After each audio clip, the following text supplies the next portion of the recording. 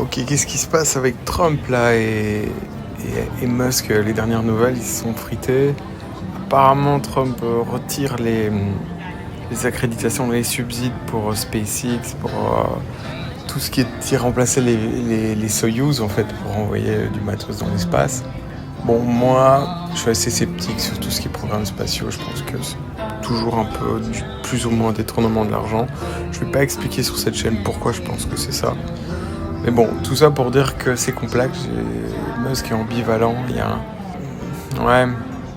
Mais il y a clairement dans la droite américaine les MAGA, donc les Trump, les nationalistes américains, qui sont pour un retour à Make America Great Again.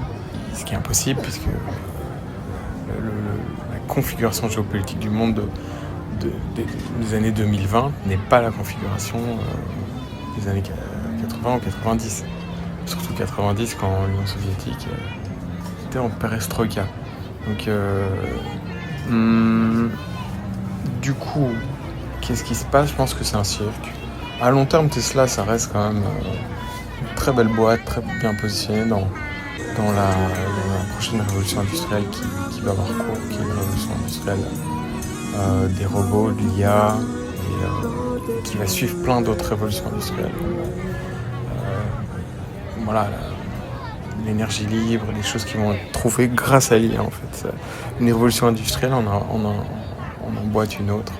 Et d'ailleurs, on oublie souvent que l'IA a été possible grâce aux cryptos, donc à la blockchain, puisque avec les cryptos, on a miné, on a découvert qu'on pouvait développer des data centers sur base des GPU et pas des CPU, donc les cartes graphiques.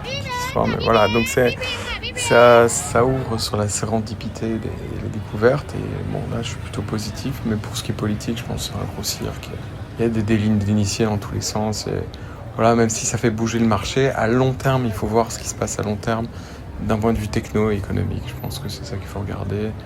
Et aussi le power shift globalement de l'Amérique vers la Chine, qui est là, on voit, il est acté puisque Musk a plus ou moins malheureusement échoué dans son plan de redresser la barre. Là, ils vont continuer à imprimer au niveau de la dette américaine, et donc voilà, je pense pas que ça va être réglé.